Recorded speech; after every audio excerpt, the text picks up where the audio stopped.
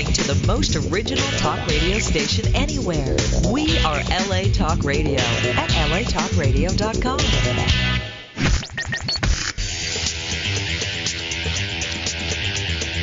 You're listening to Question Reality. Question Reality with Priscilla Leona. Priscilla Leona. Only on LA Talk Radio. Hi, welcome to Question Reality. I'm your host, Priscilla Leona, and we are coming to you live from Studio City, California. Our show is broadcast every Sunday from 5 p.m. to 5:50 p.m. Pacific Standard Time. Now, if this is your first time tuning in, our show will help you question your career reality. And this show is for you if you were, are, or might be considering a career in the entertainment industry. And our guest will provide advice and resource information on how and what it takes to successfully pursue a career in show business. Our guests work in various professions of entertainment, so that means that we will definitely have someone on the show sooner or later from a career that you are interested. And if you want to check out our past guests, read their bios, listen to their interview instantly, or download one of the shows, then go to the LA Talk Radio website, and that's latalkradio.com. If you're listening to us live, most likely you're already on the website. So you just need to go up to the top of the links and you click at the channel. It says channel 1. You scroll down and you look for the graphic of our show, Question Reality, and you click the link. And this will take you directly to our archive page where you can view a list of past guests. Our shows are also available for download on iTunes under the podcast section. Just type in Question Reality Radio in the search box if you want to find out about future guests. And you can also visit the official Question Reality website at questionrealityshow.com. questionrealityshow.com. Now, today we have a fantastic guest, as we do every single week, and his name is Aubry Padmore. He is an author, a motivational speaker, and he's also an owner of a Caribbean voice radio show. And we are going to try to pick his brain today and find out how we can get knowledge, how we can become motivated. If we want to own a radio station, we'll find out how to do it. We're going to try to find out about business. We're going to try to get as much information as we can to help us in our lives. So let me just tell you a little bit about Aubry. Aubry is the co-founder of Caribbean Voice Radio. It's an online radio station, and it promotes change and education. He holds a Bachelor's of Professional Studies in Human Services and a Master's in Public Administration from the Metropolitan College of New York, formerly the Audrey Cohen College. And he has traveled to all of the islands, and he covers music awards, jazz festivals, and tourism product promotion. So he does it all. And basically, Aubry has experienced tremendous struggles over the years, ranging from family and social ills. And he doesn't consider himself better than anyone else, but he gives thanks to God for recognizing that the only true promise in the universe is that God is with you regardless of what transpires in your life. And the ultimate question he asks of anyone, including himself, is when all is said and done in your lifetime, in the midst of chaos, are you still standing? And I love that. I think that's really like a positive question that we should ask ourselves. And I was really moved by that when I read that. And he's what's called a change agent. And it's as a change agent, it's important to navigate crisis and chaos in your life and earn the right to be called champion. And I really like that because I think we should all strive to be the champion of something. Even if it seems minuscule to others, it could be the greatest feat of our life. So when life gets rough and you lay in bed struggling and wonder as to how tomorrow will work out on your behalf, Aubry says the only one listening is God. So in all things he does, God is his inspiration. And in these difficult times, he says people need to be educated regarding the concept of change. It is not conducted in a vacuum.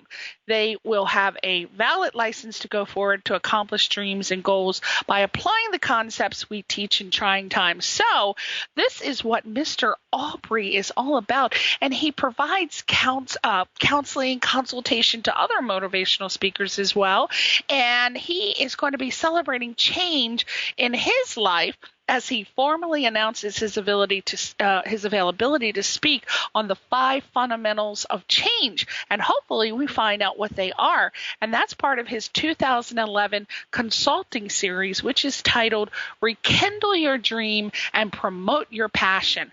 I love that. So without further ado, let's say hello to Mr. Aubry Padmore. Hey, Aubry, are you there? Yes, I'm here.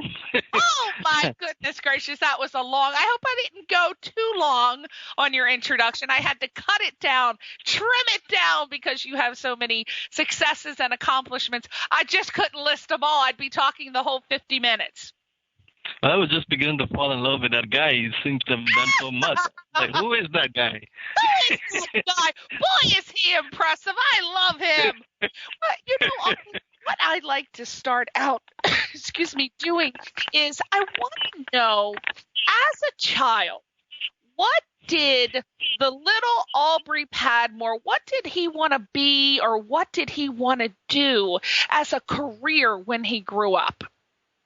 It's kind of interesting that you would ask me that question, because I had this conversation with my mom about just 3 or 4 weeks ago. Actually, maybe 6 weeks ago while I was in Barbados. And I was born and I was a mute for a long time, like maybe 3 or 4 years in my life. And I didn't quite know what I wanted to be or who I wanted to be. But when I started going to school, I had this idea to become a policeman for some reason. I just don't know why. But I guess it's because I used to watch a lot of what they used to call the pass-out parades, and I liked the uniform back then. And I always felt that some kind of sense of justice needed to be a part of life. So that was my first inkling of what I really wanted to be. And I never really got into that aspect of things, but later on down the road, I was a part of the New York State courts. So that's the closest I came to law enforcement in that sense, as part of the administration. Oh, now, so tell us your backstory. You are from which island? I'm from the beautiful island of Barbados. Woo! And I say that with a lot of excitement, because it is the paradise of the Caribbean. Some folks listening may not agree, but it's true. Well, I can't imagine who wouldn't agree. I've never been there, but I have heard wonderful stories. I've heard people, a friend of mine travels frequently, and they go to St. Martin's and they go to Barbados, and she says Barbados is so beautiful. Now, yeah. I know that today you're in New York. Do you travel frequently from Barbados to the States a lot? And if so, what do you do over here? Okay, well, I'm doing a couple of things. One is I'm doing, of course, the internet radio, but I'm also teaching right now at the college in New York City. That's one of the reasons I'm in New York City. And when I do travel, it's as a result of if I'm covering an event, or if I'm doing some development in Barbados or whatever other island I am in. It's been a phenomenal journey as far as going back and forth, but usually that's the reasoning behind my travel. Okay, so let me ask you, when you wanted to be a police officer, did you take steps to actually pursue a career as being a police officer? And at what point did you decide, you know what, that's not the path for me, this is my path?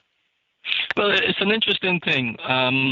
Growing up in Barbados, the one unique thing about the education is that they're constantly mixing the concepts you learn in school with real-time activity. Like, for example, if you want to be a person who deals with metal, they'll teach you as a part of your education in secondary school metal work or carpentry, or they'll even teach you how to go out and find clay so you can like make pottery and that kind of thing. So as I grew and I got different experiences, one of the biggest things that really called me was the gardening from agricultural science. So I started out doing gardening, and I always liked to feel my hand in the mud and in the dirt and planting stuff, lettuce, tomatoes, cabbage, and all those kind of things. So I ended up starting out doing that as a little kid. I was just about 11 years old, and my aunt, her name is Esther, she used to always tell me, well, whatever you want to do, my nickname was Joel, she'd say, whatever you want to do, Jew, you can do. So I started planting lettuce, tomatoes, cabbage, and everything, and the first thing I thought about was, why can't I just sell this to the supermarket? And she said, yeah, that's a good idea. Let's do that. So we started selling lettuce and tomatoes and stuff to one of the local supermarkets, and that became a regular thing, and I started enjoying that. Along the way, I had different experiences as far as sales go, and I started really falling in love with the idea of interacting with people. So from that perspective, I never really got the chance to pursue. The closest thing I came to as far as anything to do with that would be having my brother being in the military and having relatives that were part of the police department. But I never actually took steps to be a police officer. Isn't that something? We want to be something when we're little, and then for some people, they know in the womb what they want to be, and they just do it. And then others don't know what the hell they want to do, and then they end up doing something that they hate, or they end up doing something that they love. I really don't know the secret. What do you feel if you're doing something that you hate as a career and you're stuck in it, or you feel that you're stuck in it? What would be your advice to get out of it and make a smooth transitional move? And how would one go about, do you feel one would go about finding a career that they absolutely love and would be able to pay for the bread and butter at the same time? Because sometimes people have jobs that they love, but it may not be able to afford them, rent or food or any kind of minuscule luxury item. So what do you think the secret is? If you'd asked me that question 3 years ago, I would have given you the basic matrix to go after a job. But in this environment, it's pretty much the entrepreneur time. And to be honest, a lot of times when you're thinking about what is it that I want to do, I'll bring you back to that comment you made as far as do what you love doing. Start with that, because that's going to put you in a very impressive mental mode where you're going to say, well, I'm excited about where I want to go. And you know what enthusiasm is all about. It breeds excitement. And if you're excited, you're going to have more of an urge to really go forward and try to achieve than if you didn't. So first thing I would do is tell someone to really, truly think about what it is that you love. And number two, ask yourself, how can I take that which I love and formulate a plan of action to create a monetary equivalent to what I do love? And if you can clarify those two aspects of things, then you're in the process of becoming and being a part of that which you really want to do. As far as number one, what I love, and number two, how does it put bread and butter on the table? The second thing that I would say to the person is, if you don't find that which you love, what are you comfortable with? Build yourself up with something that you're comfortable with, because it's going to serve you in twofold. Number one is, if you do find yourself in a situation, which would be number three, something that you don't love, but you know you're going to be broke, busted, and disgusted, you're going to have to find something that in the process of you doing something which you don't like, to use that opportunity to build on something that you do like, so that you can go to the next level in terms of achieving that which you want to achieve and really love it and be able to make money with it. So it's kind of a circle. Well, I love what you just said. I think I'm going to write that down. I got to remember that. You just said broke, busted, and disgusted. And I love that, because that actually is the way a lot of people feel in the entertainment business. I frequently talk to frustrated actors and singers and dancers and models, and that's pretty much how they feel all the time, because they're not moving fast enough or at a rate that they feel that they need to move, or for whatever reason, and they're pursuing something that they love, but it has such they have such negative feelings so much of the time because they're not being, or at least they feel that they're not being rewarded for the talent that they have, or they're not where they should be. What kind of advice do you give people in that situation? Well, I think people have to take a stand and really think about what they're thinking about, because people think they think. And thinking is based on the five things that you've got going on around you: what you see, touch, taste, smell, the five senses. How can you now take that apart and say, hey, look, this is what I want to do, but whose vision is it? It's your vision. A lot of times what happens is people become confused. And another thing that my mom taught me, you imagine I do motivational speaking, the most thing I remember is what my mom taught me. Never ever let confusion steal your knowledge. And a lot of times strife and frustration will steal your mindset and take away from you that which you really need in terms of being able to focus. What people need to do is to, first of all, try to figure out exactly what they're thinking about and what it is that they want to do. For the most part, and I'm not going to apply this to every person in the entertainment industry, a lot of times what I've experienced in the last 2 to 5 years as far as entertainers, that they might have an idea. Let's say, for example, a singer. They might say, well, I'm one of the greatest singers in the world, and I think that somebody should really pick me up and take me to the next level. But what they have to do is have a sense that the entertainment business is just that. It's a business. So success then becomes a planned event. You have to put activity and behavior in motion in terms of what it is that you want to do in order to make things happen from a business perspective. And then that kind of clarifies where you're headed, because you know it's business. So it's no longer just an emotional head trip. And that way then you can move to the next level as far as what you want to do. You know, I find that a lot of people in the entertainment business, they kind of forget. It's interesting that you said they got to remember it's a business. And I do try to stress that a lot. A lot of artists say, well, you know, I just want to create. I just want to sing. I just want to dance. I just want to act. And they don't really want to get involved. Not all. I'm not saying everyone.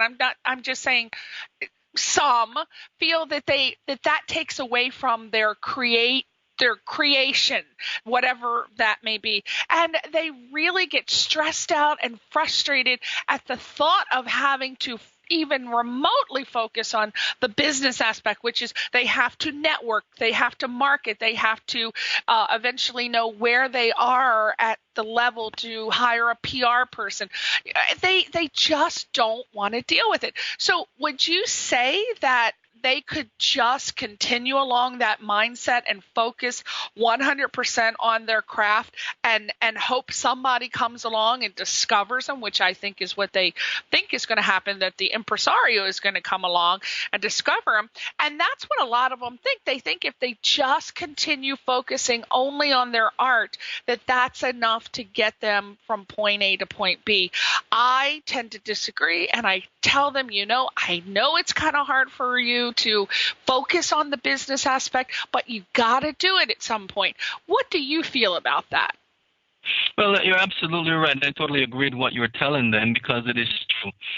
A lot of people who want to be in the entertainment business and are in the entertainment business need to really, truly understand that the vision starts with them. They're the ones that want to sing, but every vision and every house that's being built, as an example, needs a foundation. And the true foundation, whether you like it or dislike it, believe it or don't believe it, it's up to you. But you can't put a house together unless you have 4 posts. Agree? Now, the artists have to recognize that the mechanics of the business require that they have a machine in place. And the machine is, number one, you find someone who has knowledge and capacity as far as built as being a manager in this type of environment. Not an old school knowledge, someone who knows how to deal with the environment as it is now. And if you do not want to invest in your future as a business, I would tell them, you know what, don't get involved That's just a suggestion, because it's not a quick fix scheme, and it's not a game. It's something that is going to take time. It's going to need a progression, and the progression is going to be the team that you put in place, which will include your advertising, your PR, your marketing, and all of those pieces that are very vital, because the artists have to really look, especially the independent ones, have to truly take a look at themselves as a product, and not just as an individual who wants to go sing. If you want to just be a person that goes sing and you don't want to apply the other side of the business, you can go and do that in the shower, or you can go and hang out on the beach or something and sing and do something, and then maybe get another job or something. But if you're being serious, do it as a hobby, right? Yeah, make it a hobby. But in this environment today, especially when you're looking for people as support mechanism, and you're going to need sponsors and this kind of thing for what you do, you're going to have to put your best game forward.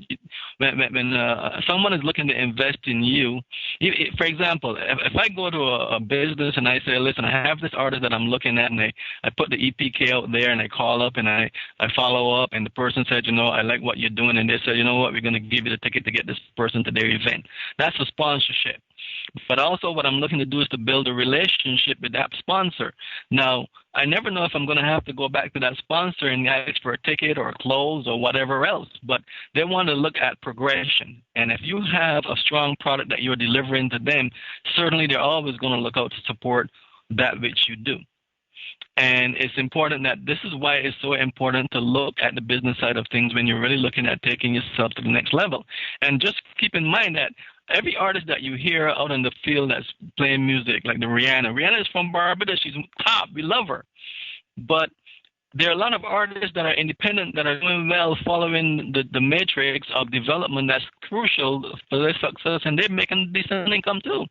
And that's a good point that you bring up, because long gone are the days when an artist, we're talking musically now, long gone are the days where you can be out playing and an A&E guy comes in and says, oh my God, you're the best. I'm going to take you. I'm going to spend this amount of money on you.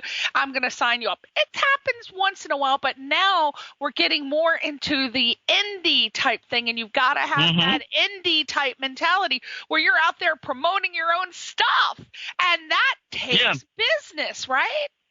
Business. Yeah, I mean, and the same thing applies to, like, for example, right now we are in one of the things I'm doing in New York is that we just put together a web TV series, and it's a major, it's becoming a major web TV program, and we're going to be streaming it live, and we're actually preparing right now. March the 2nd is going to be the screening at MI5 in New York City. And the cast is called Dominion, the series, and we have had to put together a professional opportunity for these folks to be a part of. And it required artists whose music are going to be part of the theme for the show, for the TV show, actors who are really serious about what they're wanting to do. And it came together because it was all done professionally as a product. So now it can be put out to different markets for different purpose. I love that, and we're going to find out more about that on. Will you be announcing that on your website, by the way? So I want to keep up with that. Yeah. We're gonna have it. Actually, we have it on our website already. We're trying to work now with our local government representative in New York, Invest Barbados, the Barbados Tourism Authority, and also the Consul General's office to get support for it and that kind of stuff, and also members of the New York web series crew. It's a huge organization that has come together in New York with some professional actors and musicians, dancers, drummers, everybody that's a part of the production process, camera people, and so on. And we're putting that together. So we have it up on our website as a link, dominionseries.com. You guys can check it out. And anyone is welcome to give us a shout out and contact us if they're interested in being a part of it. Okay, so it's not on the aubreyspeaks.com. It's on the Carib Voice. It's on Carib Voice Radio. Okay, caribvoiceradio.org. Yeah. Great. All right, we're gonna gonna keep up with that. Now, you have traveled to several islands covering music awards, jazz festivals, and tourism product promotions. What do you do when you go to the music awards, the jazz festivals, and the tourism product places? Well, when we go there are a couple of things that happen. We get invited to come down by the different tourism organizations, and we actually go and we interview the artists. We write about the event, and we put it through our media and our affiliate organizations to get the word out about what's happening. And we get a chance to really have a one-on-one with the artists to really find out who they are, what makes them tick, where they're going from where they are now, and what their vision is for that year, and so on. Those are the kind of things that we do. And we have an opportunity to talk to the audience to find out what their thoughts are on different aspects of the show and what they think that could be done better. That kind of thing is what we do. Is music awards and jazz festivals, are they a very prominent part of the entertainment sector in Barbados? Or is most definitely, because it's part of the tourism product. One of the biggest things that the Caribbean want folks to know, a lot of people think that we grew up on like, you hear soca and maybe calypso. But what we want people to know is that when you grow up in the Caribbean, you are a very serious part of the American way of life in terms of music. And we kind of merge what we learned through that process, R&B, hip-hop, rap, the whole country and Western. You know, when I was growing up, country and Western? Get out of here! Really? No, I am not kidding you. What? I mean, I can't sing a lick, so I ain't gonna try it with all these people listening. But you know that song. There was a song down in the West Texas town of El Paso. I fell in love with this beautiful girl, and then it goes on and on and on. But back in the day, I mean, that's like growing up in the 70s. That was country and Western was huge. What? I did not. No, don't get it twisted, girl. Don't get it twisted. I love it. But you know what? I'm all twisted up, honey, John, because I had no idea. I would think that there would be some setting on fire of objects if they had country on the radio in the Caribbean. I had no idea. That is oh man. cool. No. We love a lot of what goes on in Texas as far as the music and what we do is we merge a lot of what we do with Caribbean with that, because our music tells the story of who we are, where we come from, where we're going, our history, the relationships, and that sort of thing. For example, a lot of people in America don't really know that, for example, Barbados has Washington House. And that's because of the President George Washington's visit when his brother was ill and he was on the island for a week. And there's a lot more going on in the Caribbean as far as history and culture and stuff that I think that folks need to really get into the Caribbean and really get a sense of what's going on in terms of reciprocation. Because if you're living in North America and you grew up in North America and you're not thinking there's a relationship with the Caribbean, you're wrong. An example of this is that the Caribbean has a very strong relationship with North and South Carolina, pushing all the way down south. And it's a huge historical relationship. I would think maybe in New Orleans and and I would think those areas, because I do hear from my friend Beverly, who goes to New Orleans often, that they do have a lot of Caribbean music that plays there. I mean, they have jazz and blues, but there's a large sector that plays Caribbean type music, more calypso and more flamenco. Not flamenco, but what's that other one? Gosh, I'm not really familiar with all the music that the Caribbean styles, but she says that it's very prevalent in New Orleans. So yeah. I do know New Orleans, but I didn't know North Carolina, South Carolina. But back to what you were originally saying, I do know that Washington had a house down in Barbados, because I heard that was his love shack. Yeah.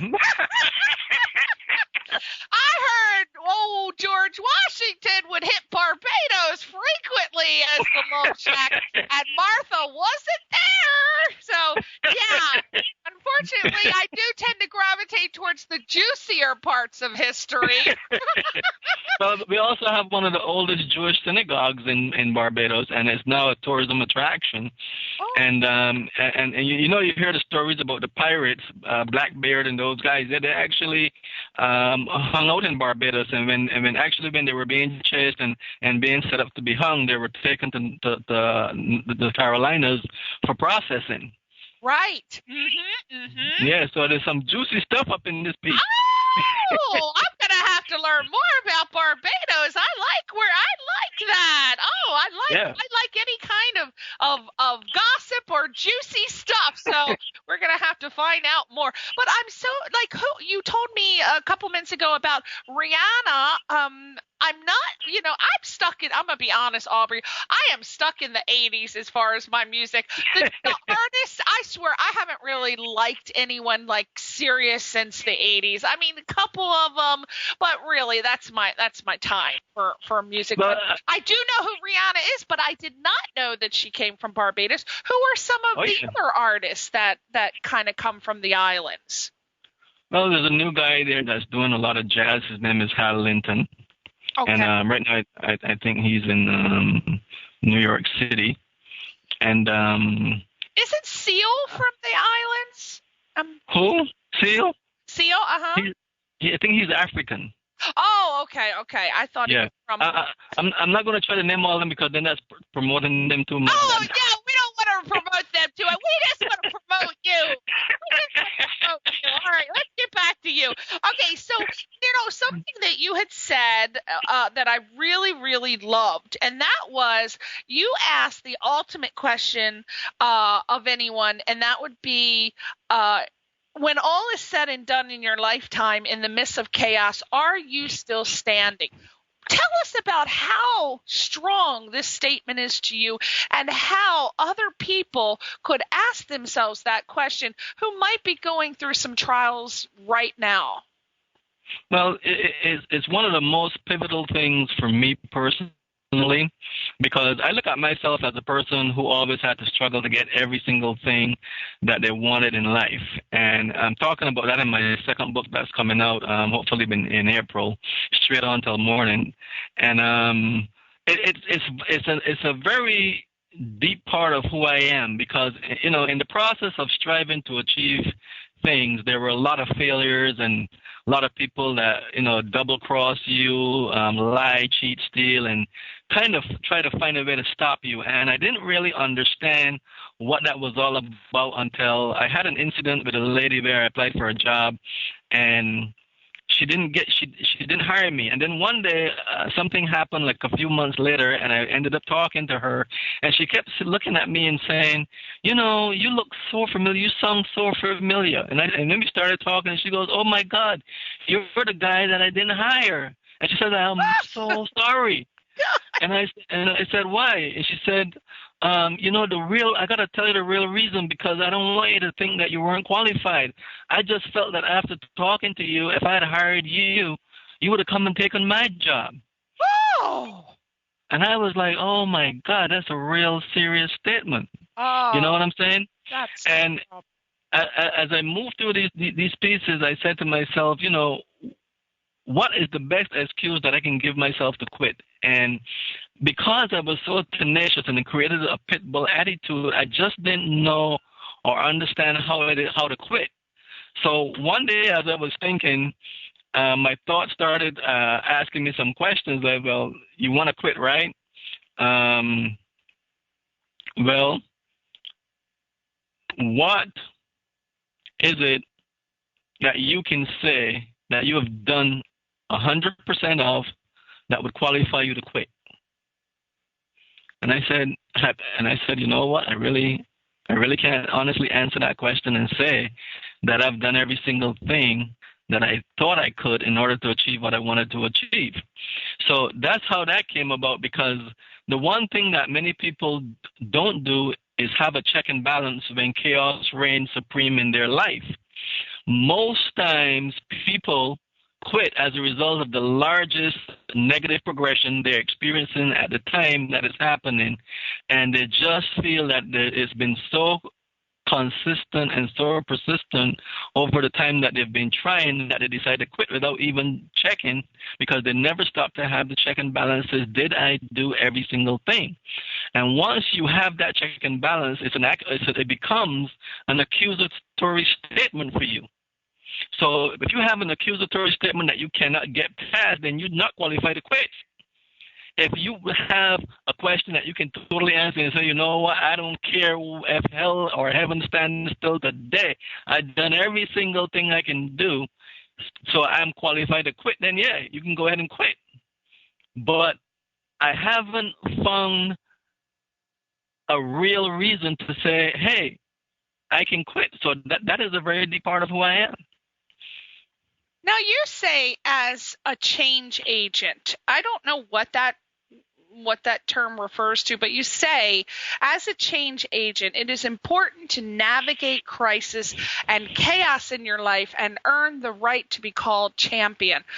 First of all, what's a change agent, and what exactly do you mean by that statement? Well, a change agent is simply this. Before you can talk about change, you have to talk about it. Have you looked at something that needs to change? You know the old saying, if it ain't broke, don't fix it? Right. So if you look at something and you say, okay, here I am, there's something going on in my life, and I think that I need to move to a more positive progression with what's happening, and I just don't know how. Then what I will do is I would come in and I would talk to you about developing purpose, defining what it is that you think that went wrong, because before you can change, you have to assume the position that there's something going wrong that needs fixing. So you have to then, once you've determined that that's the situation, then we have to look at addressing what it is and what you think the problem is that occurred and what was the causation, and really look at it definitively in terms of what did I do or what didn't I do, what was my role, what percentage is my fault, what percentage do I assess as someone else's fault, or what do I think is really the problem in terms of what is going on that needs change. So that's what a change agent deals with, things that need to move to another situation based on the person's desire to move upwardly mobile. Now, keep in mind that change could be negative. So I don't want people to think that I'm a part of the negative process of change. No, of course not. Okay? You're not. Well, but there's some people who, believe it or not, and this is something that I discovered in the process of becoming who I am. There are people, as strong as there are people who are committed to positiveness, there are people who are committed to negative progression and development in that area also.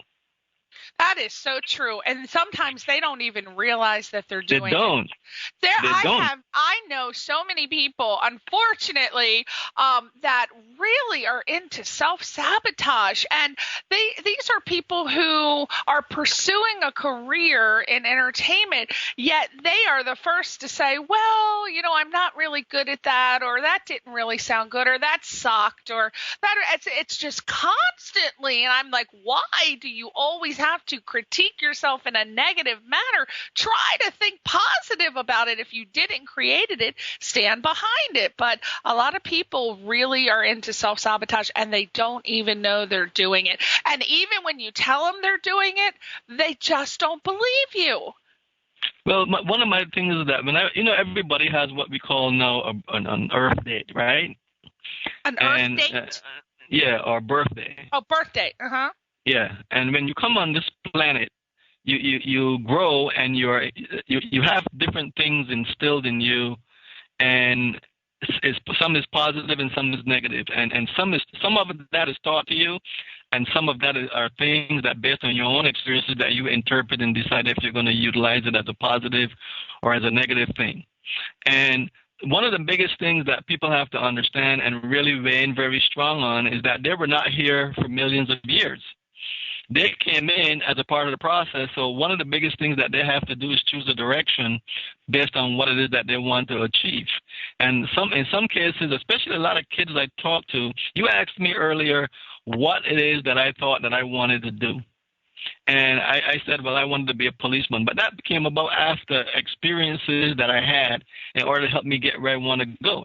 And in some cases, and today what I've seen is that a lot of kids, especially young children, don't have a clue what it is that they want to do because they lack so many opportunities for experiences. I grew up in the Caribbean, which gave me an upper hand in so many ways, because the lifestyle that I grew up in, I had the opportunity to go to the beach. I could go pick coconuts, guavas, cherries, lettuce, tomatoes, whatever I want, fresh.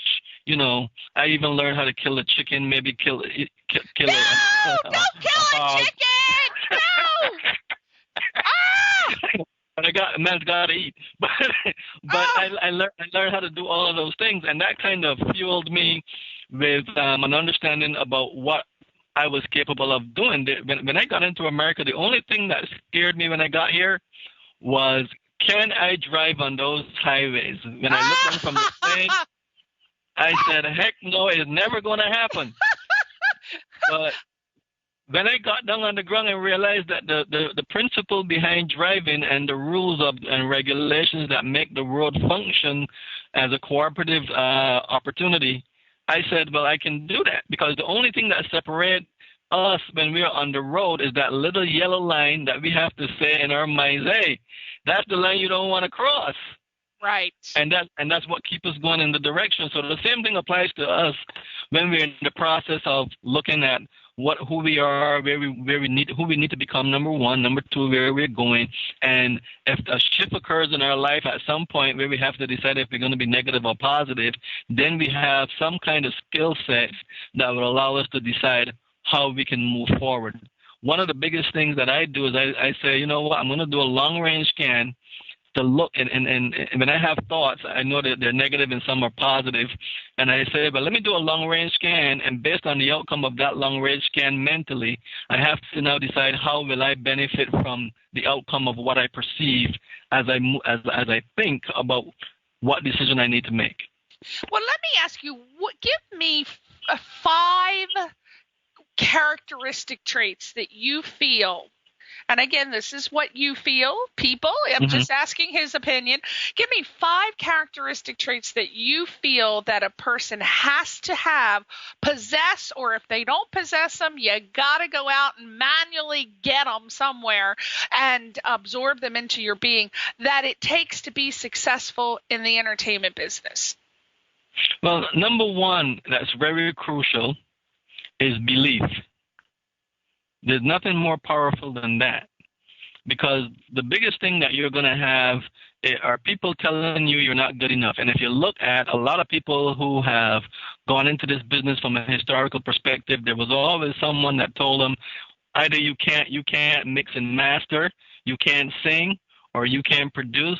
And remember, the key word is can't. Number 2, make sure that you have a friend.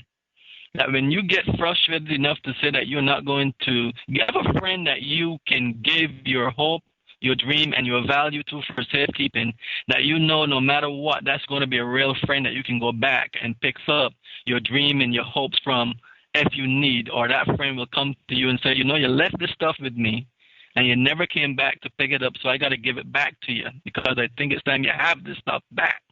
Have a great friend, one person, male or female. Right. In my case, I have females because I find that women are more consistent and persistent. Nothing against the guys, but nothing against the guys. I'm going to say that. I'm going to say that one more time. Nothing against the guys. Right. Right. But I started with my mom and my cousin and a lot of people that have influenced me and it has given me an opportunity to see both sides of who I truly am, and I'm really excited about that.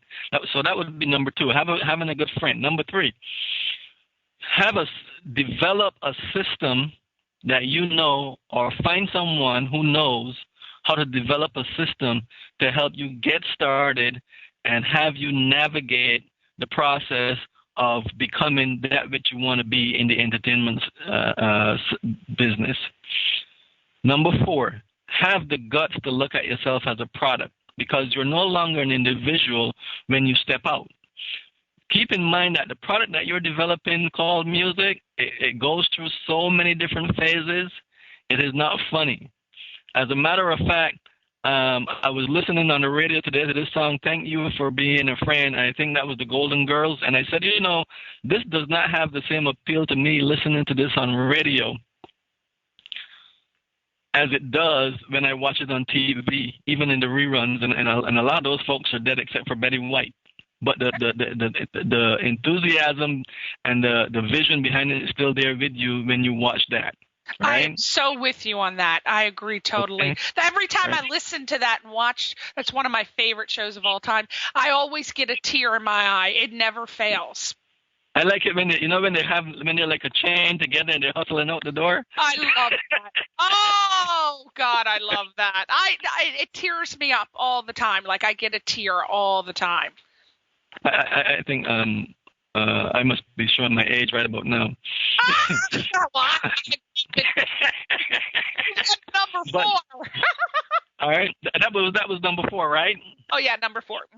Okay, and number 5 is very, very important. Never ever let confusion steal your knowledge, because that applies not to just what my mother told me, but it applies to every single thing that's going on today. I wouldn't break it down like that otherwise, but everything is morphing so fast, and one of the primary things that I see, regardless of race, creed, color, nationality, is that confusion out here is stealing a lot of people's belief, knowledge, capacity, desire. Because when you take food, clothing, and shelter, and I wouldn't say sex because then I'll start a whole new story. When you take the 4 fundamentals that keep people moving on a daily, weekly, monthly, yearly basis away from them and give and have them the pride and desire to really go out and foster behavior and foster activity that will help you nourish yourself back, then, you know, that's what will steal everything from everyone. And having the dream is the biggest thing, because if you look at what's going on now in the economy with jobs, you have to stop and think about every job function was the result of a dream that someone had to create a product or service that people need, want, desire, and could afford. And that started out as a dream. We had a dream to have cohesion, and we gave the rights to, like, for example, the government to do certain things for us, to have certain functionalities for us, so that we could go out and do other things. And that is why we have all these systems in place that relate back to the idea of making the dream perpetual. So those are the 5 things that I would say that you need. I love that. And I agree with all of them. And I'm very appreciative of your perspective. I think that everything you said was completely relevant. And I hope that my listeners listen to what you say and make the changes that they need to make in their life. So now we've got 3 minutes to go, and I want to talk a little bit about what you're doing right now. I know that you provided personal counseling and consultation to other motivational speakers and coaches for years, and you have such celebrated speakers as Dr. Anita Davis Defoe of the Caribbean Women Today fame, and you've been the personal coach of CEO Eve's Creation in Barbados, who through your talents and wisdom that you met her online, and as a result now I think Miss Maynard has also become an author and a motivator and produced her own C and DVD, Life Without Limits. So you go around doing this professionally. You know, how's that going for you? Do you feel that in this economy right now, do you get a lot of motivational speaker engagements? Are you doing more authoring, like writing books right now? You know, what are you doing based on the economy, and tell us about where we can find you, et cetera, et cetera. Well, the biggest thing that we're doing right now is really putting together an educational program to help people get back on their feet. I started this kind of stuff while I was working for New York State courts, and for me, it's more labor of love than anything else. And it does work in certain instances, and then in other instances it doesn't work. But the biggest thing that we have going for us is that we are doing a lot of one-on-ones with people. because a lot of folks need a lot of help in how to get going and how to get started, and really trying to navigate the waters in so many different areas. So we're putting together we're getting a lot of requests for people to publish their book, do DVDs, and also a lot of folks want to find out a lot about how to do their own media stuff. So we're putting together a lot of information on that, especially on grant writing in this environment, what's going on, how to get your own 501c3 together, and so on, and that sort of thing. What I'm doing right now in New York is, number one, I went back to get my certification for television production through community TV. And for those of you who have community TV at your exposure for you, and you don't use it, then that's the dumbest move you can have, because you can go into a studio and learn how to do a real production. You notice that everything is on video right now. The most important thing that I'm doing right now is teaching at Metropolitan College of New York, my alumni, and I'm having a really good time doing that, in addition to everything that I'm doing right now with Carib Voice Radio, doing the authoring, the publishing, and the development. So that's been phenomenal. And in June, we're going to begin boot camp in the Caribbean, in the island of Barbados, ongoing at the new facility that we're going to be working with, and really have that moving, so that people can come into the Caribbean and kind of rekindle their dream, promote their passion, and then we kick them back out into North America and elsewhere, so they can go ahead and make some serious mistakes and succeed by trying.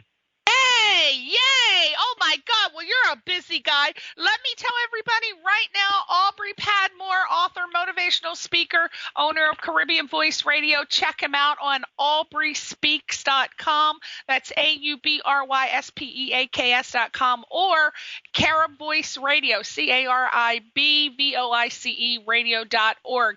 We want to thank you so much for being on the show. I've run over. I'm going to get in trouble. Say goodbye, Aubry. Thank you so much. Aubry. Thank you so much. God bless you. We'll see you next week on Question Reality. Bye. Bye.